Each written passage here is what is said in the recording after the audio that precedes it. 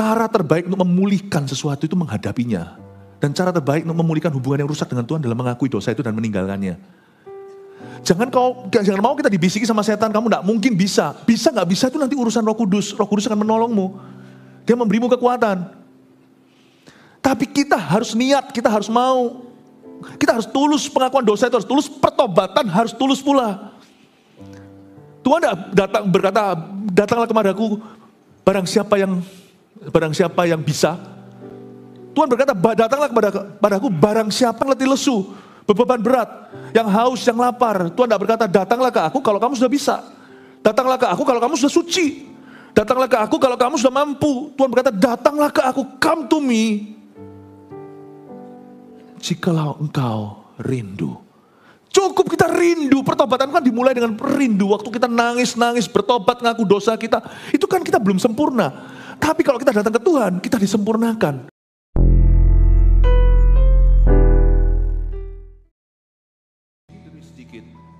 Tiap hari, setiap sifat, kau ubahkan kami, hingga kami tidak lagi hidup seperti dahulu kala. Hingga kami bisa berkata dengan iman, hidupku bukannya aku lagi, tapi Yesus hidup di dalamku. Sempurnakan iman jemaat, gambar dirimu atas gereja ini yang kau pilih. Hamba berdoa, setiap kami bertumbuh, masing-masing kami memiliki hubungan yang sangat indah dengan Tuhan Yesus. Sembunyikan hambamu di balik salibmu, pakai hambamu sebagai pembawa sabdamu. Dalam nama Tuhan Yesus, haleluya, amin, puji Tuhan. Hari ini saya membawa firman untuk membangun hubungan, khususnya hubungan kita dengan Tuhan, relationship with God. Tahukah Anda bahwa Allah rindu punya hubungan yang sangat pribadi, sangat intim dengan anak-anaknya?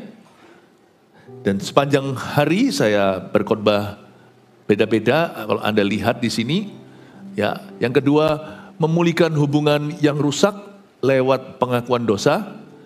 Jadi kita akan pelajari yang itu sekarang ya. Kita buka bersama-sama di 1 Yohanes pasal pertama. 1 Yohanes pasal pertama ayat 5 sampai ayat yang ke-10.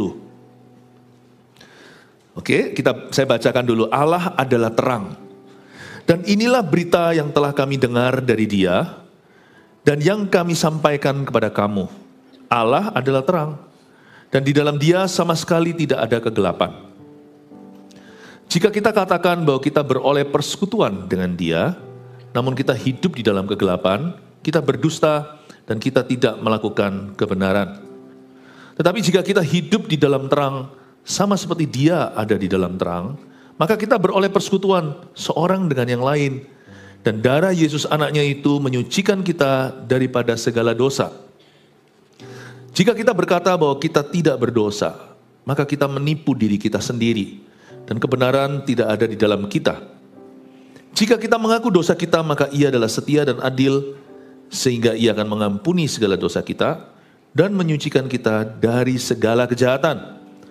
Jika kita berkata bahwa kita tidak ada berbuat dosa, maka kita membuat Dia menjadi pendusta dan firman-Nya tidak ada di dalam kita.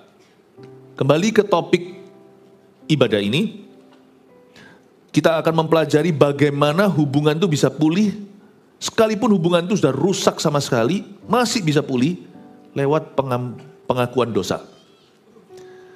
Saya akan ajarkan ini dari sisi hubungan kita dengan Allah. Pengakuan dosa harus tulus. Tapi juga ada hikmat yang kita bisa petik, yang kita bisa terapkan dalam hubungan kita dengan sesama manusia. Pernahkah Anda menegur seseorang, tapi orang itu defensif terus, dia membela diri? Ya tapi kan semua orang juga melakukannya. Nggak enak. Urusan jadi rumit dan semakin panjang. Sebenarnya sesimpel I'm sorry, sebenarnya cukup berkata, sorry ya, aku tidak akan ulangi. Udah, nasi udah jadi bubur, mau diapain? Waktu kita ditegur, nggak tentu kita bisa melakukan sesuatu. Mungkin ada sesuatu yang kita bisa perbaiki. Tetapi sifat daripada teguran sendiri itu adalah supaya kita insyaf. Berubahnya nanti itu akan follow up sendiri. Kalau hati kita sadar kan pasti kita berubah. Tapi seringkali pengakuan dosa itu justru mungkin karena gengsi, atau karena masih belum merasa dirinya salah, atau bisa jadi menyalahkan orang lain juga, kita membuat prosesnya jadi kompleks. Padahal Tuhan itu gak minta kita itu apa, Tuhan itu gak minta kita janji-janji, apalagi janji palsu. Tuhan hanya minta kita agree, sepakat sama kita bahwa apa yang kita lakukan itu salah. Kalau memang kita pernah menyalahi seseorang, apalagi kalau kita berdosa terhadapnya. Tuhan ingin kita untuk sepandang. Kamu tahu nggak bahwa hal ini merugikan dirimu sendiri?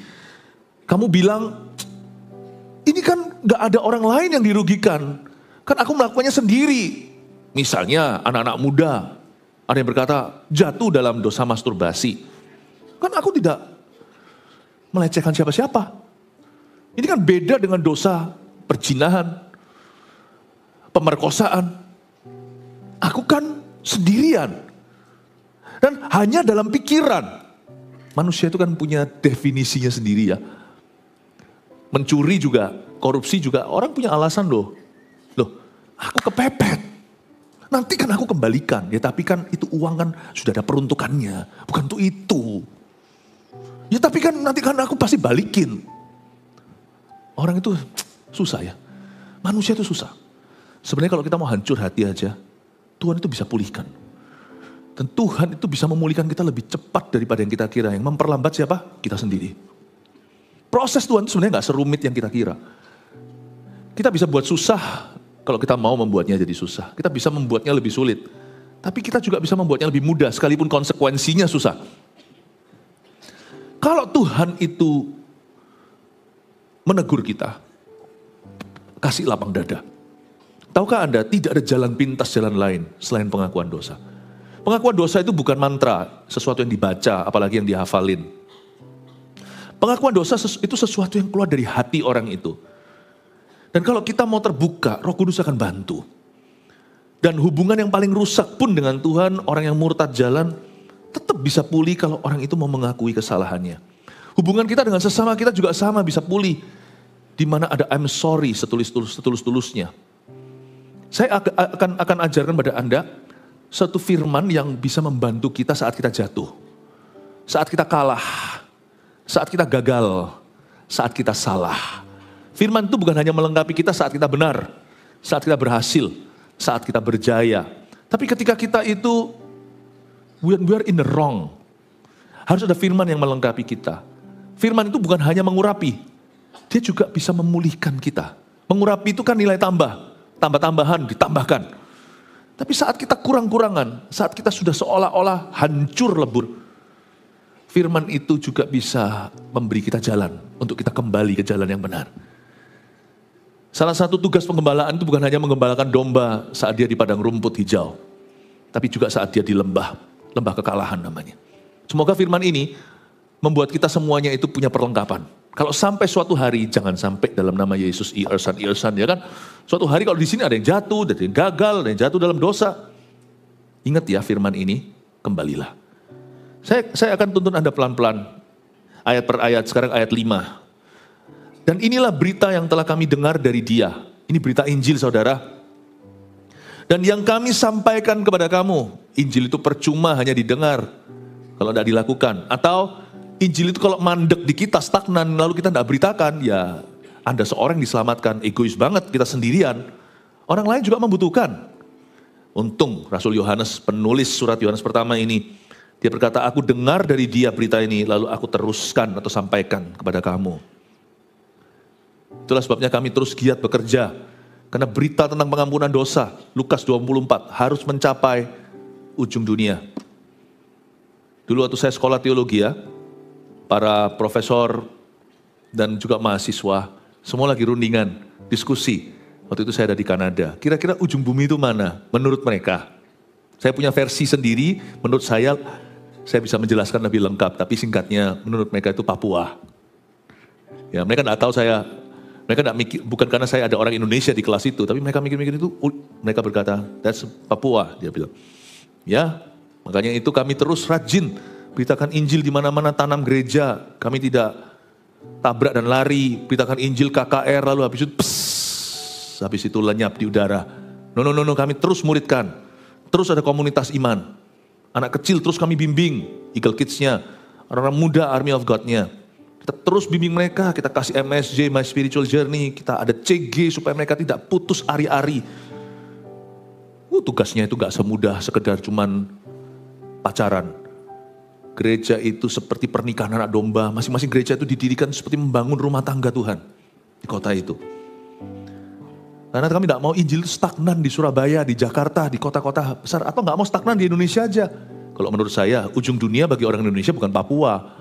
4 jam sampai dari Jakarta. Nanti saya terbangnya tengah malam.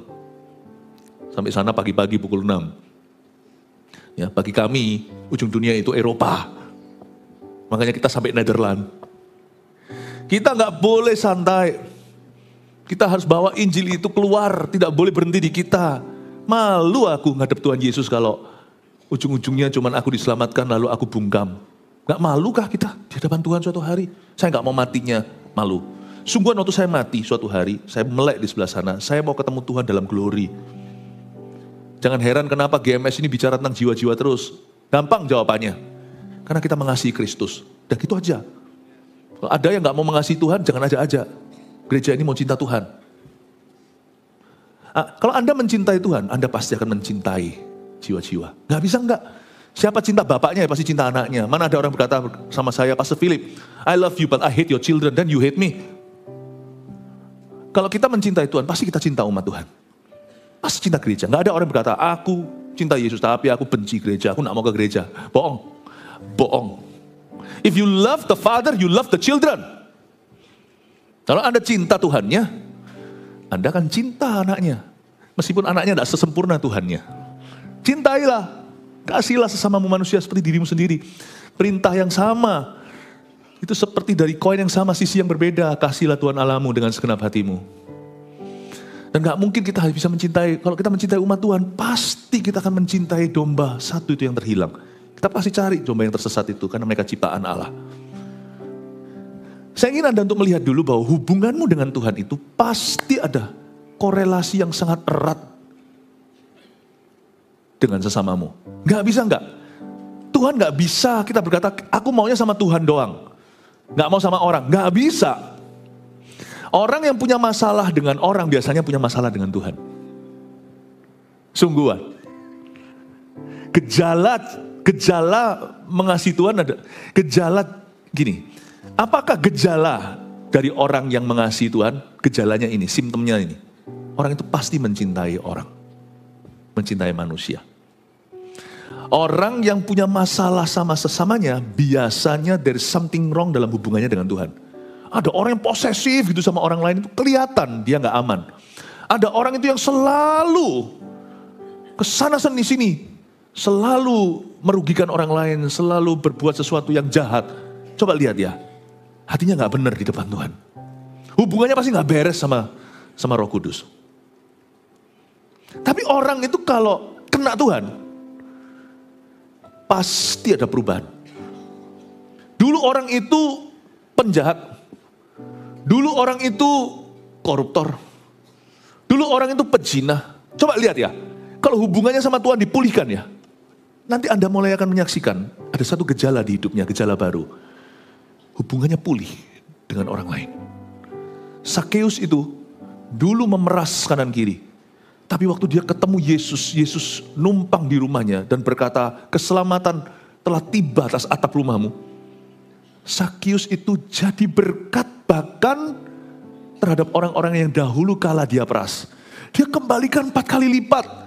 Benar-benar bukan hanya ada goodwill, ada buah pertobatan. Gak bisa enggak?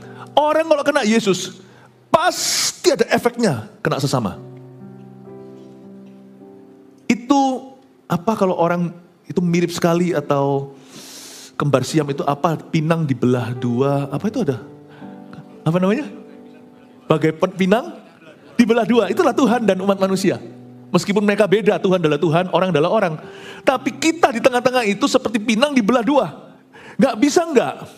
Hubunganmu dengan Tuhan itu pasti pasti ada korelasi dengan hubunganmu terhadap sesama. Baik yang baik maupun yang buruk. Pasti ada korelasinya.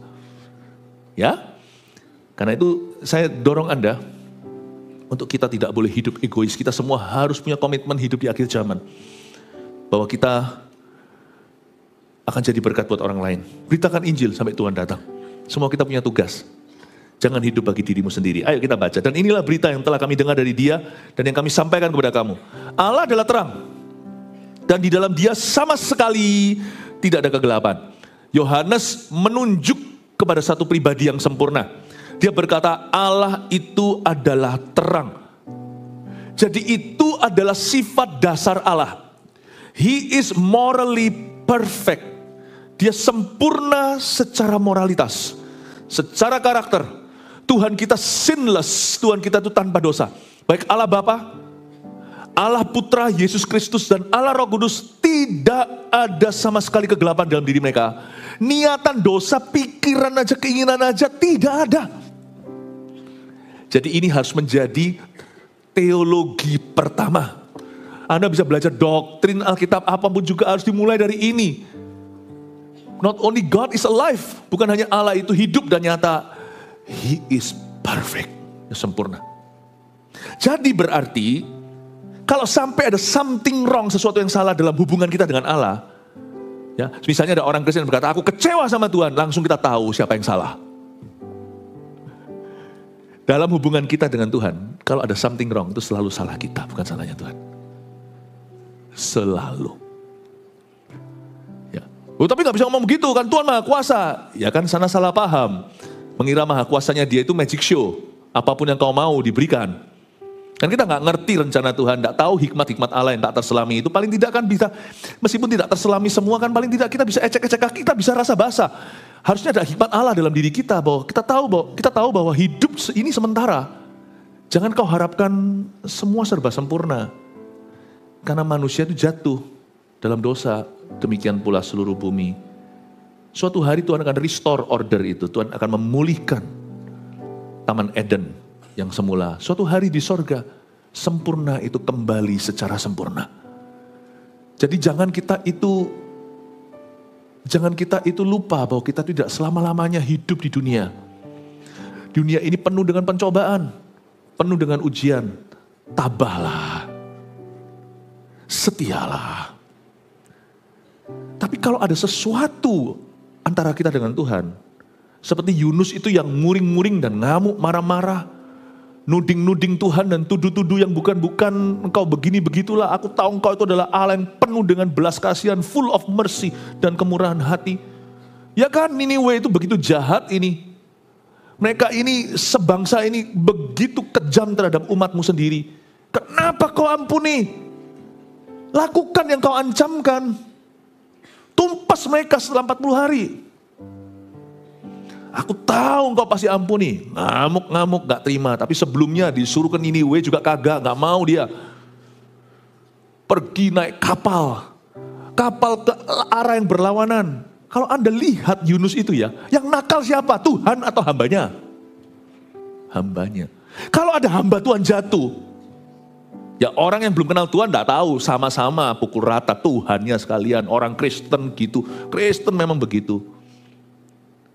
Ya jangan jatuh, makanya kebaktian satu tadi saya sampaikan satu firman. Kita harus jadi penghubung terhadap Tuhan. Kita harus menjadi penghubung manusia terhadap Tuhan. Penghubung orang kepada Tuhan. Jangan jadi batu sandungan. Karena masih banyak orang yang lugu rohani, yang benar-benar tidak mengerti. Dan mereka itu baby. Bayi rohani antara mereka baru lahir kembali, baru jadi orang Kristen, atau mereka itu sama sekali bukan orang Kristen, bayi yang belum lahir. Banyak bayi rohani itu mati prematur gara-gara malpraktik orang Kristen dalam hidup mereka. Batu sandungan kiri, batu sandungan kanan. Sehingga banyak orang masuk neraka gara-gara kita. Ya. Karena itu kita mesti harus hati-hati. Jadi kalau ada hamba Tuhan jatuh, atau orang Kristen yang gak keruan, ingatlah Bapak Ibu Saudara, Tuhan yang mereka akui, mereka sembah itu, tetap sempurna. Bukan salah Dia. Kalau ada seorang hamba Tuhan jatuh, itu pilihan hamba Tuhan itu. Ya kita tidak usah merasa lebih suci lalu kita gosip ria. Doakan saja. Kalau kita berada di radius orang-orang itu dan kita bisa beritahu kalau kita memang berkepentingan untuk memberitahu dan berkeharusan. Lakukan. Saya tidak pernah simpan koreksi dan teguran. Saya selalu akan sampaikan kepada orang yang bersangkutan. Tapi kalau itu di luar jangkauanku, ya saya tidak bisa apa-apa. At least you don't gossip. Paling tidak Anda tidak menggosip. Karena toh tidak berbuat apa-apa. Lebih baik saya tidak bisa berbuat sesuatu daripada saya merusak dan membuat keruh. Tapi kalau ada hamba Tuhan yang jatuh, saya ulangi. Itu pilihan orang itu. Tuhan tidak begitu. Pasti ada collateral damage-nya. Pasti ada kerusakan yang terjadi yang tidak bisa dihindari. Mau gak mau? Mau gak mau pasti ada kerusakan. Ya. Ketika ada malpraktik terjadi, pasti ada kerusakan. Tidak sedikit orang-orang yang akhirnya suatu hari akan meringkuk dalam neraka, memang pilihan mereka, tetapi juga bersangkutan dengan batu sandungan yang pernah mereka alami dari orang Kristen. Makanya Tuhan pernah berkata pada seorang nabi di perjanjian lama, kalau aku suruh kamu untuk memperingatkan seseorang, kamu diam saja, bungkam, apalagi kalau kamu jadi batu sandungan lah, saya tambahkan. Darah orang itu kan tertumpah atasmu. Bayangin Bapak Ibu. Tapi setiap orang punya pilihan pribadi lah, jangan kau salahkan kalau kita sendiri suatu hari binasa. Jangan kau salahkan orang. Ya kan pendeta itu. Tuhan berkata, kenapa kamu tuding-tuding dan tunjuk-tunjuk? Kamu sendiri harus menjawab aku. Bukankah hidupmu adalah milikmu? Hatimu adalah milikmu. Hatimu adalah keputusanmu. Dan keputusan hidupmu, tanggung jawabmu. Jangan tuding. Saya bisa bayangkan nanti di akhirat, tahta putih tersebut pengadilan pasti banyak yang bantah. Karena waktu itu sudah tidak ada waktu kronos seperti jam 1, jam 2, jam 3. Waktu akan terasa singkat karena kita hidup selama-lamanya. Waktu dibangkitkan pasti akan ada orang yang protes keras. Gak fair, aku gini, karena lihat itu hambamu. Pendeta, mereka hari ini berdiri di hadapanku. Yang kukatakan, enyahlah, aku gak mengenalmu. Hai kamu pembuat kejahatan sekalipun kamu bernubuat. Itu urusanku. Tapi kamu, bagaimana dengan kamu? Kamu bisa marah dan salah-salahin orang Kristen. Tapi waktu itu, kamu ambil istri temanmu. Kamu tiduri dia. Apakah itu karena pendeta itu? Atau karena mata jelalatmu? Gak bisa ngomong dia. Betul karena pendeta itu tidak urusannya. Ya tapi kan aku sudah gak percaya sama agama. Gak usah ngomong soal agama. Nuranimu. Kamu ingatkan waktu itu kembalian tidak kamu kembalikan? Waktu itu kamu ingatkan tiba-tiba gimana? Lalu habis itu kamu larikan uang orang. Kamu berkata aku gak punya. Padahal kamu bohong. Padahal kamu masih punya uang itu berapa miliar. Tapi kamu tidak bayarkan. Padahal orang itu punyanya bukan miliaran, punyanya hanya puluhan juta dan itu adalah biaya kuliah anaknya. Dia memang salah investkan di kamu. Dan kamu janji-janji palsu. Tapi kamu larikan uang orang itu, apakah itu karena pendeta A? Bukankah itu terjadinya sudah kamu tidak ke gereja? Dan kamu tahu itu salah kan, waktu hari itu kamu diberitahu, mana kembalikan uangku Pak, sambil nangis-nangis itu janda. Ini uang anakku, uang susu. Waduh, tidak ada, aku tidak punya duitnya, padahal masih ada miliaran. Kamu jangan salahkan hamba Tuhan. That was your decision. Keputusanmu. Mati gak? Gak ada orang bisa bantah Tuhan. Dia maha tahu dan dia maha adil. Saya ingin Anda untuk mengerti bahwa Allah itu terang dan di dalam dia sama sekali tidak ada kegelapan. Nobody can out-debate him. Di akhirat. Tidak ada orang yang bisa mendebat dia di akhirat. He's perfect. In knowledge, pengetahuan, dalam kasih, dalam penghakiman, di dalam kebenaran, dalam moralitas, dalam hikmatnya dan kepandaian. Dan Anda harus tahu satu hal, kalau sampai ada sesuatu yang salah dalam hubungan kita dengan manusia, itu tidak pernah salah Tuhan. Kalau ada sesuatu yang salah dalam hubungan kita dengan Tuhan, itu bukan salah Tuhan. Ayat ini sudah jelas berkata, God is sinless. Allah tanpa dosa. Ya, semoga ini, Anda ini sebenarnya, ini kayaknya seperti khotbah hari Minggu, tetapi saya harap Anda juga menerima doktrin-doktrin seperti mahasiswa kalau belajar di sekolah Alkitab. Ini adalah God Theology 101. Simple, elementary atau sekolah dasar teologi ya. Nggak usah pergi ke sekolah teologi. Kerjalah di bidangmu masing-masing. Urusan kami untuk memberimu makan yang terbaik. Ya, tangkap mentah-mentah ayat ini berkata, Allah kita itu terang dalam Dia tidak ada dosa, tidak ada kegelapan. Amin. Kasih tepuk tangan untuk Tuhan. Ayat 6.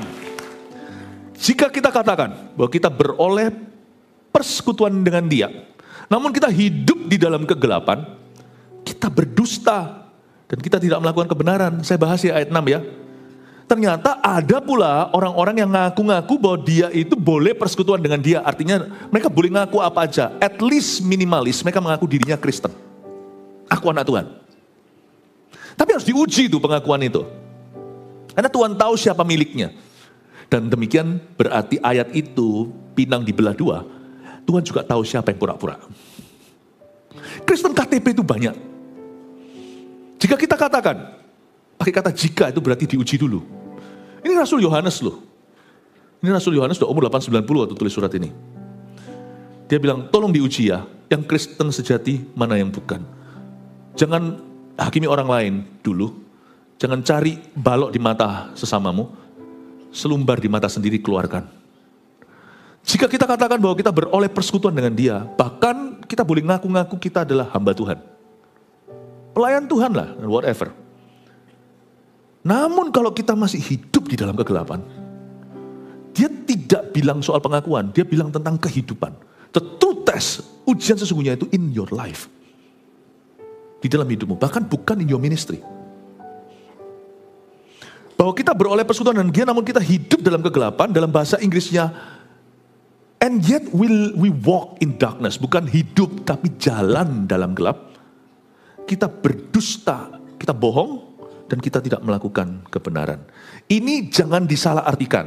Nanti semua orang tertuduh di sini, karena tidak ada seorang pun di antara kita sempurna. Ayat ini bukan bicara tentang mereka orang Kristen yang tulen, yang sejati, namun masih bergumul dengan kelemahan karakter mereka. Atau bahkan yang masih jatuh bangun dalam dosa dan kebiasaan buruk mereka. Mereka berusaha gitu loh. Mereka berusaha tapi belum bisa. Tapi ini adalah tipe orang yang tekun dalam satu dosa, dua dosa. Pokoknya bagi orang itu dalam bahasa Inggrisnya the sin of sins. Setiap kita itu punya sin of sins. Oke? Ada orang tertentu tuh ngamukannya. Itu emosian, gebrak meja. Ya memang itu kelemahannya dia. Orangnya memang emosian. Kemana-mana berantem sama orang. Kadang-kadang gelut sungguhan. Tapi ada orang tertentu yang memang bawaannya sabar. Bahkan dia pun dikasih nama sabar sama papa mamanya. Jadi Pak Sabar. Ya. Jadi itu gak masalah. Tapi orang ini, satunya ini selalu kepahitan. Dimulai dari orang minder. Yang itu ngamuan tapi gak kepahitan. Habis ngamuk dia lupa. Tadi marah sama siapa? Gak tahu tuh siapa tadi. Dia bukan pendendam. Ya, tapi suka gebukan. Suka berantem. Tapi yang satunya ini gak pernah berantem sama siapa. Tapi kepahitan dan simpan. Dia ingat dosa orang itu detil. Satu persatu. Nah, dosa orang terhadap dia. Tapi ada orang lain lagi itu. Kalau soal uang itu kelemahan. Benar-benar suka curi. Selalu pikirannya itu adalah duit melulu. Tapi ada orang lain lagi itu selalu nafsu. Kelemahannya dia adalah tata-tata itu bagi dia seorang laki-laki adalah wanita. Dan dia gak pernah bisa setia lama kepada pasangannya. Setiap orang itu punya the sin of sins. Kalau Tuhan itu the Lord of Lords. Tuhan di atas segala Tuhan. Raja di atas segala raja. Ada orang itu yang punya dosa di atas segala dosa. Dosa yang lain itu figuran dalam hidupnya. Tapi ada dosa yang dia tekuni. Itu dosa itu sudah betul-betul mendarah daging di dalam dia. Tiap orang ada itu. Dan dosa ini yang dimaksudkan. Kita harus waspadai. Kalau dosa tersebut kita tekuni. Kita tidak mau bertobat. Dan benar-benar kita benar-benar melawannya dengan iman.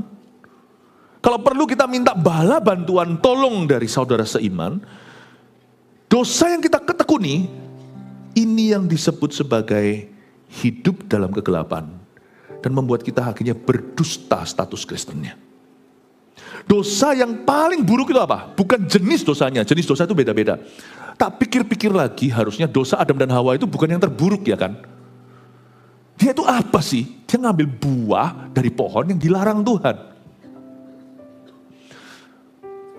Adam tidak selingkuh, emangnya dia mau selingkuh sama siapa? Jerapah dan gajah. membunuh. Membunuh itu baru turun nanti di bawah komplikasi dosa. Ayahnya, guru kencing berdiri, murid kencing berlari. Adam hanya tidak patuh, Kain membunuh. Dosa itu bukan tambah-tambahannya. 1 ditambah 1 sama dengan 2, tidak. Dosa itu selalu compound. Kalau matematika, kali-kalian. Dan jangan main-main dengan kompromi kecil. Karena sampai keturunan itu sudah beda. Benar beda. Kita di sini cuma kepahitan sama orang Kristen bawa ateis semua. Tidak ada namanya itu naik kelas dalam dosa. Yang ada hanyalah jatuh dalam jurang yang lebih dalam. Karena itu kalau Anda lihat, dosanya Kain itu apa sih? Dosanya Adam itu apa sih? So, Bapak Ibu, dosa itu bukan jenisnya yang terutama. Bukan jenisnya. Kita hidup dalam gelap, kita tidak melakukan benar. Dosa itu bukan jenisnya yang paling parah. Tahu nggak dosa paling parah itu apa? Saya kasih hikmatnya. Anda boleh mencatatnya. Dosa yang kau sembunyikan secara sengaja. Itu dosa yang paling parah. Bahasa Inggrisnya hidden sins. Itu dosa yang membuat kita layak dapat gelar kau hidup dalam kegelapan. Mending saya jadi orang yang lemah dan gagal terusan, tapi saya teriak, tolong SOS 911. Saya ngomong sama teman, bantu aku jatuh bangun di dosa ini, daripada kita bertindak seolah-olah tidak terjadi apa-apa, dan kita lama-lama dari remorseful atau perasaan malu akan dosa itu lama-lama jadi kapalan, lama-lama jadi biasa dan profesional. Kita bisa selingkuh, lakukan sesuatu, lalu habis itu datang ke gereja pretending nothing happen. Shalom, shalom koliang, shalom. Kita ketemu pendeta aja dulu waktu pertama-tama awal-awal, waktu kita belum profesional, rasa gak enak, malah justru kebalikan, rasanya gak kepingin ke gereja dan mau lari dari Tuhan. Rasanya itu ya sama buruknya sebenarnya. Cara terbaik untuk memulihkan sesuatu itu menghadapinya. Dan cara terbaik untuk memulihkan hubungan yang rusak dengan Tuhan adalah mengakui dosa itu dan meninggalkannya. Jangan mau kita dibisiki sama setan, kamu gak mungkin bisa. Bisa gak bisa itu nanti urusan Roh Kudus. Roh Kudus akan menolongmu. Dia memberimu kekuatan. Tapi kita harus niat, kita harus mau. Kita harus tulus, pengakuan dosa itu harus tulus, pertobatan harus tulus pula. Tuhan berkata, datanglah kepadaku barang siapa yang bisa. Tuhan berkata, datanglah kepadaku barang siapa yang letih lesu, beban berat, yang haus, yang lapar. Tuhan tidak berkata, datanglah ke aku kalau kamu sudah bisa. Datanglah ke aku kalau kamu sudah suci. Datanglah ke aku kalau kamu sudah mampu. Tuhan berkata, datanglah ke aku, come to me. Jikalau engkau rindu. Cukup kita rindu, pertobatan kan dimulai dengan rindu. Waktu kita nangis-nangis, bertobat, ngaku dosa kita. Itu kan kita belum sempurna. Tapi kalau kita datang ke Tuhan, kita disempurnakan. Dulu mungkin awal-awal kita masih malu, tapi lama-lama sudah profesional. Ketemu sama pendeta, ketemu sama siapa. Bahkan bisa pelayanan. Hati-hati loh. Mungkin dosa itu dibandingkan dengan dosa seorang teroris yang membunuh, meledakkan satu gedung, mungkin gak seberapa. Tapi dosa itu bukan jenisnya yang membuat itu parah di mata Allah. The fact that you are hiding it so professionally. Faktanya bahwa kita bisa menyembunyikannya secara profesional dan mulus, smooth, criminal. Lagunya Michael Jackson. Mulus tuh kriminalitasnya.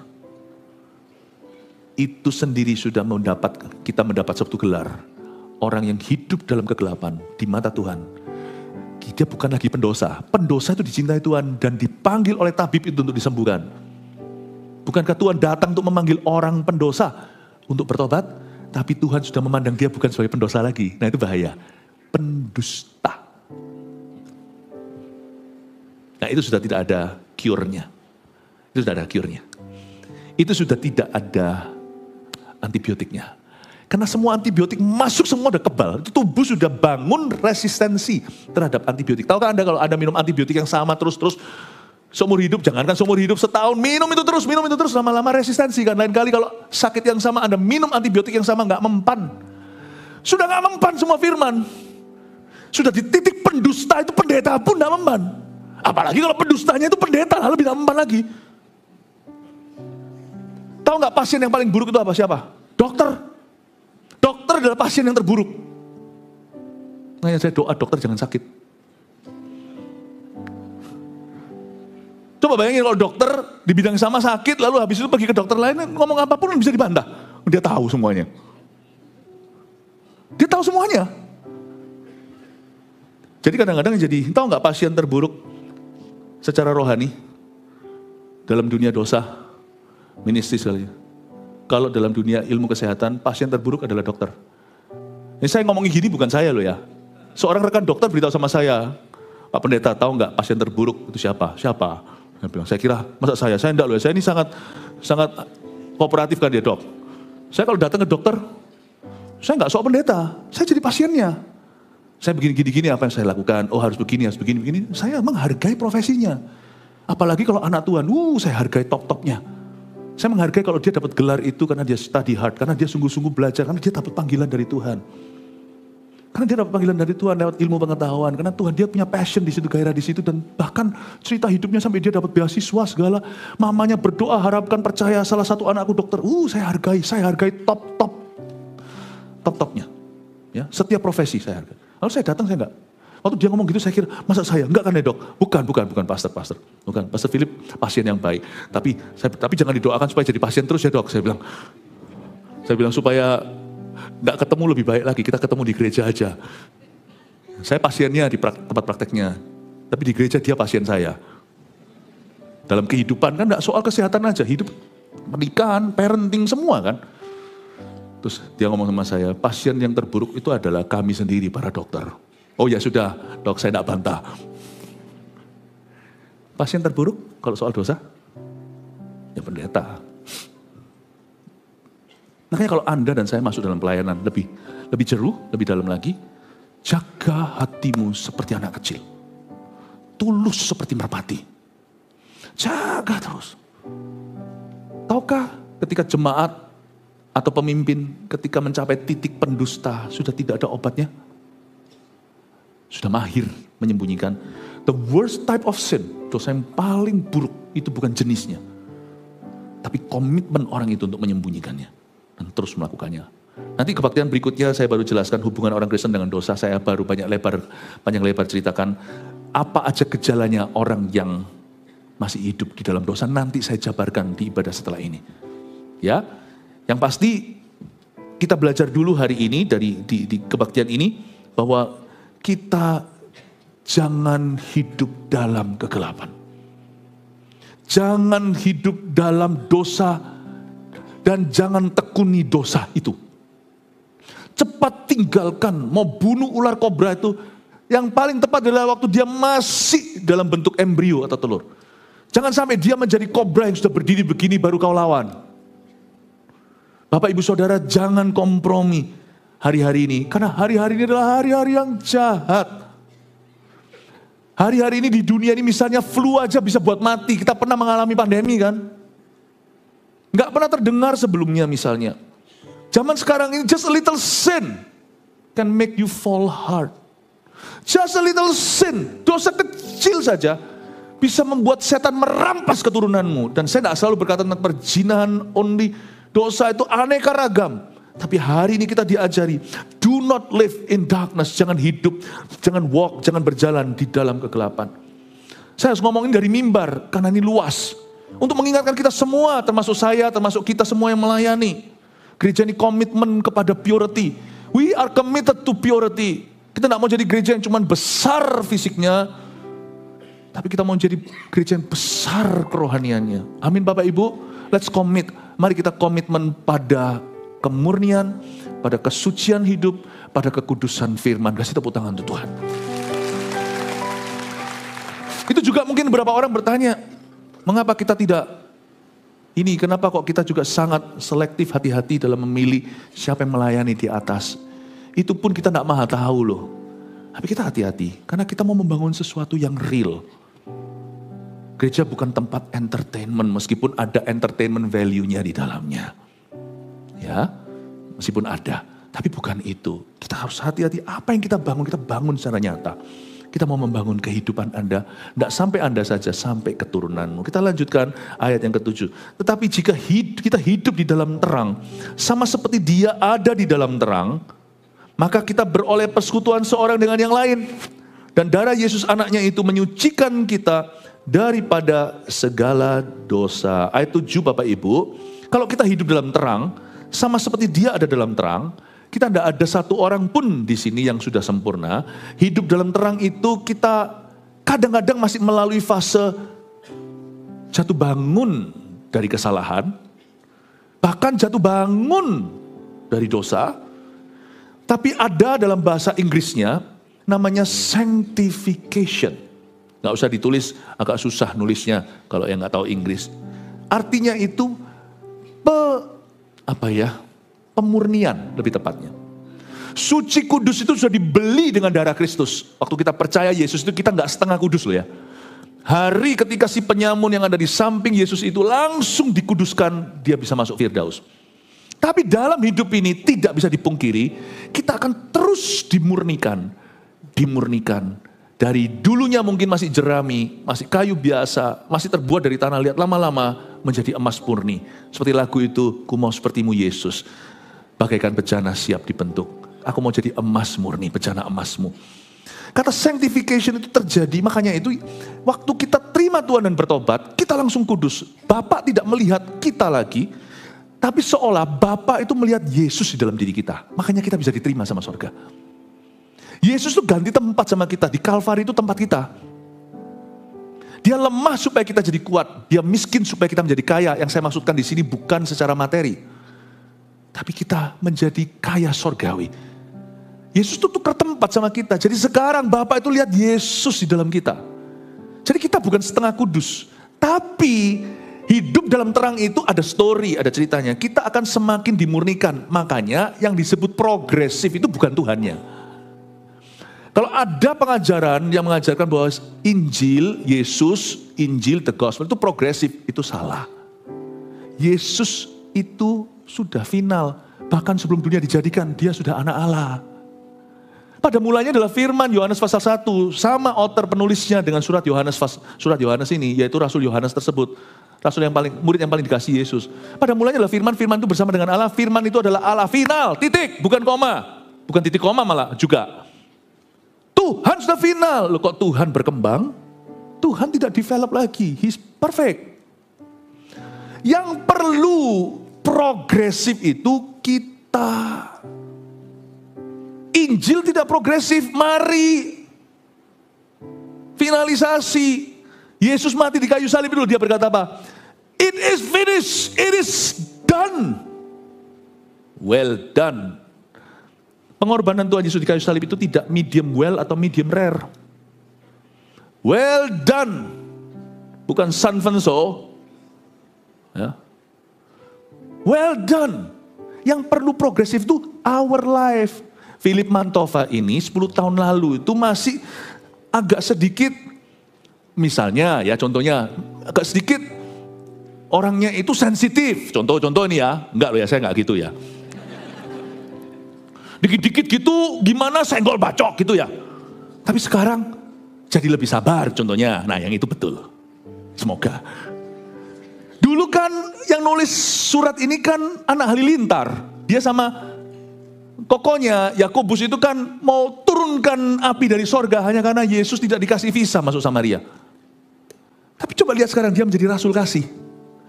Love melulu yang dia bicarakan. Dulu ngancem-ancem pegawai petugas imigrasi di Samaria itu diancam-ancam. Ya ini yang saya sebut sanctification. Bejana yang dibentuk makin murni. Holy-nya tetap, tapi dia jadi holier and holier in life. Ini disebut dengan pertumbuhan rohani dan pertumbuhan karakter.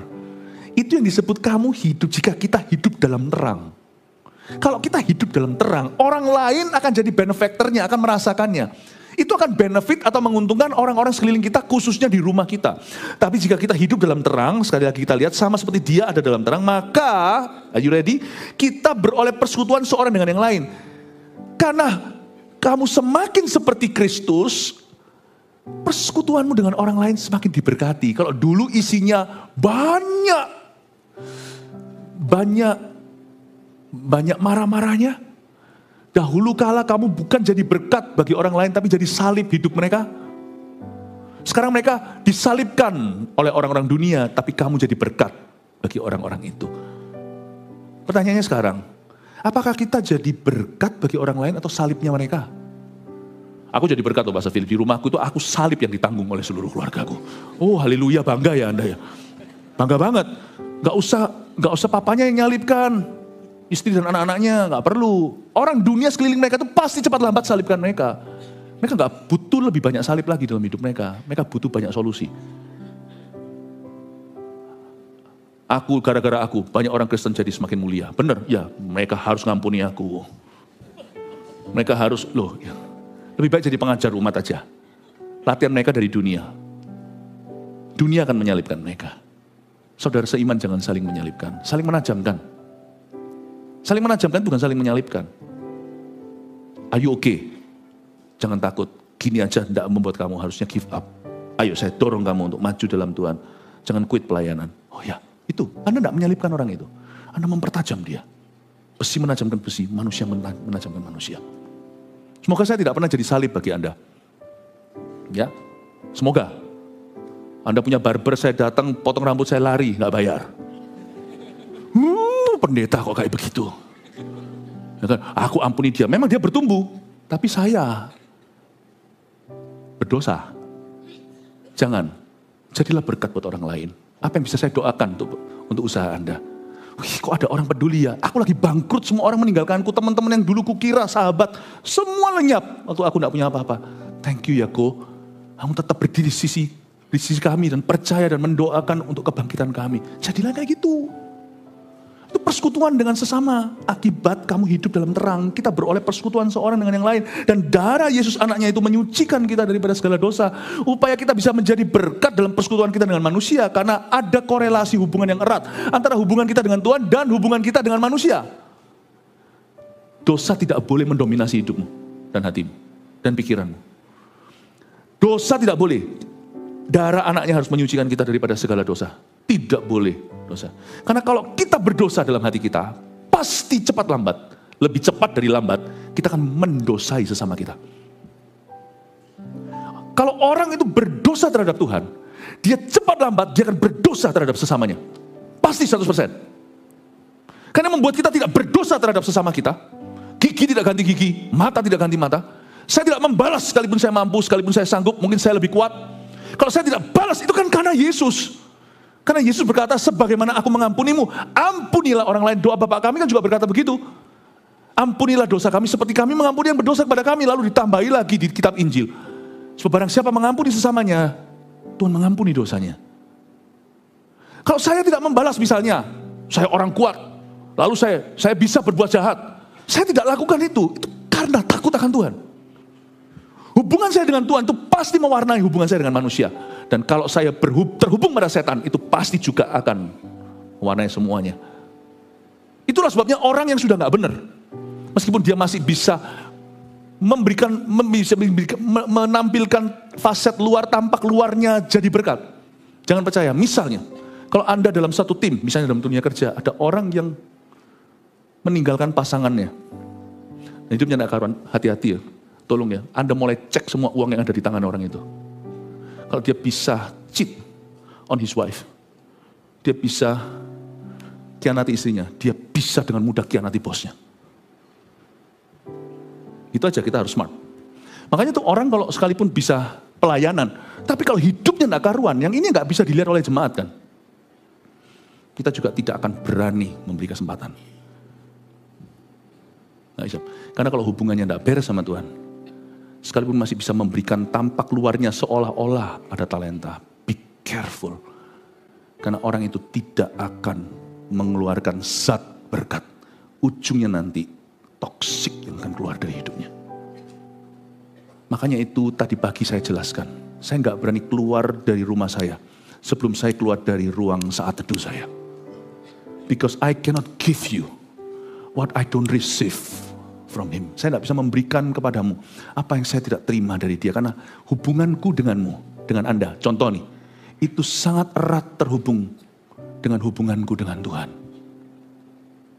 Yesus pokok, kita jarangnya, tinggallah di dalamnya, oh tinggallah di dalamnya, pasti kau berbuah.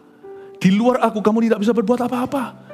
Karena itu janganlah kita itu parenting merasa bisa karena baca buku 1-2. Carilah wajah Allah untukmu dulu dan untuk putra-putrimu.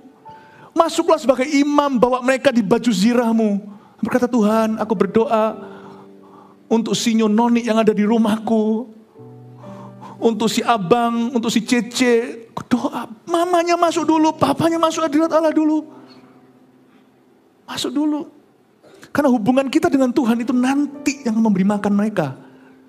Hubungan kita dengan Tuhan itu akan memberkati mereka melalui kita. Amin Bapak Ibu. Kita bukan sumbernya, Tuhanlah sumbernya. Coba kita lihat ayat 8. Jika kita berkata bahwa kita tidak berdosa, maka kita menipu diri kita sendiri dan kebenaran tidak ada dalam kita.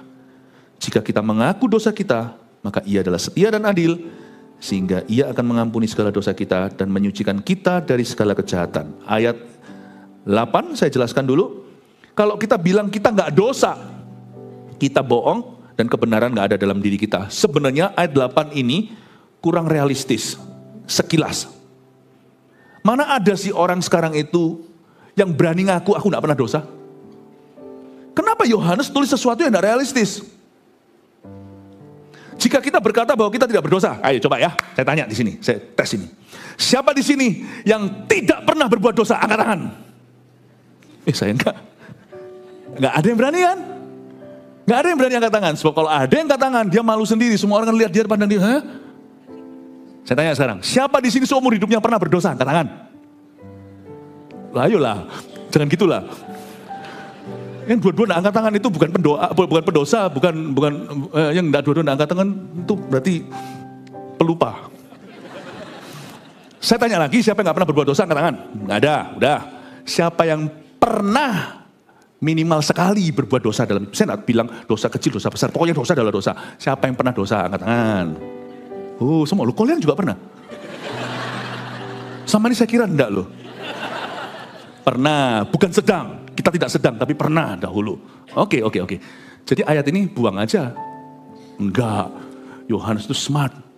Kakek umur 80-90, penuh Roh Kudus, diilhami untuk menulis firman. Dia tahu hati Tuhan. Kalau ngomong vulgar, aku enggak pernah berdosa, enggak ada yang berani. Tapi pernah enggak Anda? Ada orang lihat, misalnya Anda menangkap basah seseorang. Kena tuh, ya. Kenapa kamu lakukan ini? Pak, semua orang melakukannya. Ayo. Ketangkap nyontek, semua melakukannya, kenapa hanya aku yang dihukum? Nah itu loh, ini gak tulus pengakuannya. Dia gak ngaku dirinya sempurna, perfect, gak pernah berbuat dosa, enggak. Tapi dia bisa putihkan dosanya. Sama dengan kata lain, dia mengaku itu gak apa-apa. Alias, itu bukan dosa. Ayo siapa pernah gitu, ketangkap basah, semua orang melakukannya. I'm not perfect. Pastor Philip suruh ngampuni sampai kapan? Aku juga manusia. Waduh. Kalau saya digituin, saya cuma tinggal tanya. Jangan bantah. Berarti oke ya, benci ya? Ya enggak oke lah, kamu maunya apa? Disuruh jangan, aku loh cuman orang. Aku ini hanya darah dan daging, tau enggak? Ya sudah, sana bencio. Loh ya jangan gitu toh, lo maunya gimana? Ya yang ini orang yang ngaku dia enggak pernah dosa itu ya gitu. I'm just a human being, I'm not perfect, oke? Apalagi kalau sekarang misalnya LGBTQ, I was born that way. Aku lahir sudah begitu. Dari zaman aku paling ingat ya masih kecil ya, memang aku sudah gay. Wah ya sudah. Coba datangkan ke dokter, sakit pas kepala ya, oke. Saya mau tanya ya, historinya apa? Aku memang begini. Loh di x-ray di kepalanya, kenapa kok terus sakitnya itu sudah 10 tahun ini sakit terus. Ini kita coba di 5 tahun ini sakit terus. Kita harus cek tuh ada apa. Apakah ini atau enggak, memang sudah begitu. Aku memang ditakdirkan untuk pusing. Gimana ngobatinya? Siapa di sini dokter? Pusing kalau dapat pasien gitu.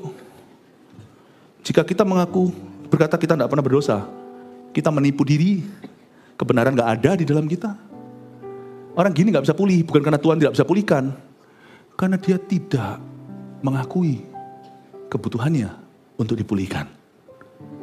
Amin Bapak Ibu. Mana ada sih? Mana ada hubungan yang gak ada kata I'm sorry-nya?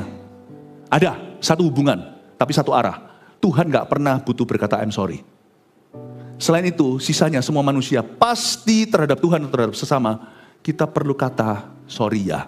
Makanya itu di sini dikatakan di ayat 9, jika kita mengaku dosa kita, ngakulah, maka Ia adalah setia dan adil. Tuhan tuh enggak jual mahal kok. Sehingga Tuhan tuh cengli banget, Tuhan tuh cengli sekali. Maka Ia akan mengampuni segala dosa kita dan menyucikan kita dari segala kejahatan. Kata mengakui dosa kita itu dalam bahasa Inggrisnya present tense, bukan past tense. Dulu aku pernah ngaku, dulu waktu terima Yesus 20 tahun lalu, bukan. Kata mengaku dosa itu sanctification, pemurnian. Sekalipun kita pernah mengakui sekali dosa kita, seluruh dosa hidup kita selama-lamanya, kita berkata Tuhan jadikan aku anakku, betul. Tapi dalam perjalanannya Bapak Ibu, kalau Anda salah, Anda juga perlu berkata sorry dan mengaku dosa di hadapan Tuhan. Anda lihat cincin saya? Ini cincin kawin. Saya 25 tahun menikah dengan istri saya, ini ke tahun ke-26. Oke? Dan sepanjang perjalanan pernikahan kami, waktu kami menikah hari itu, bulan Agustus 99, waktu menikah, saya tahu suka duka. Kaya, miskin, sehat, sakit, saya menyenangkan atau menyebalkan, dan sebaliknya, we stay married. Gak perlu kata I'm sorry lagi, kalau memang nyalahi, tetap stay married, husband and wife. Tapi kalau pernikahan itu mau langgeng, kalau suatu hari saya yang salah, misalnya saya ngomong sesuatu yang kasar terhadap istri saya, misalnya, lalu akhirnya istri saya terluka dan saya sadar saya salah, tapi saking gengsinya, gitu aja loh. Yang penting pokoknya hubungan kita ini sudah aman. Kita kan sudah suami dan istri, sudah saling pengertian lah. Udahlah, coba bayangin hubungan itu betapa hambarnya. Dan luka itu tak akan pernah tertutup, melainkan selalu ternganga. Kalau tidak ada permintaan maafan yang tulus dari yang menyalahi. Saya perlu kalau saya salah, saya akan ngomong sama istri saya yang, sorry ya, tadi aku ngomongnya agak keras. Misalnya, ini enggak kejadian sungguhan. Hubungan kami jarang sekali kami bertengkar. Lalu saya sorry ya. Oke, baru. Sorry itu enggak mengubah status, enggak menambahi mengurangi pernikahan kami. Tapi itu memulihkan hubungan kami yang renggang akibat suatu korsleting yang terjadi. Dengan Tuhan juga sama.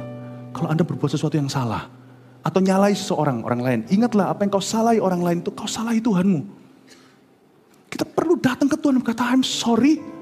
Dan tunjukkan niatmu. Kalau ada orang yang perlu diganti rugi akibat ulahmu, lakukan itu, hai Sakeus. Sebab Tuhan mengampunimu cuma-cuma, tapi orang lain kan tidak sepatutnya menanggung konsekuensi dosa Anda. Berikan kepada Kaisar yang milik Kaisar, berikan pada orang yang kau rugikan apa yang harusnya milik mereka. Permintaan maafan kek, atau ganti rugi kek, atau sesuatu kek, Tuhan tidak minta karena Tuhan sudah jadi domba sembelian. Tapi orang lain Anda juga punya tanggung jawab terhadap mereka. Sebab permintaan maaf harus tulus, pertobatan harus tulus, buah-buah pertobatan juga harus tulus. Amin Bapak Ibu Saudara, 3 poin saya kasih Anda lalu kita selesai. Makasih untuk kesabaran Anda. Memulihkan hubungan yang rusak lewat pengampunan dosa. Nomor 1, dosa merusak hubungan kita dengan Tuhan dan dengan orang lain. Itu rangkuman aja, summary supaya Anda ingat. Ya, dosa memang merusak hubungan kita dengan sesama. Jadi jangan Anda anggap enteng.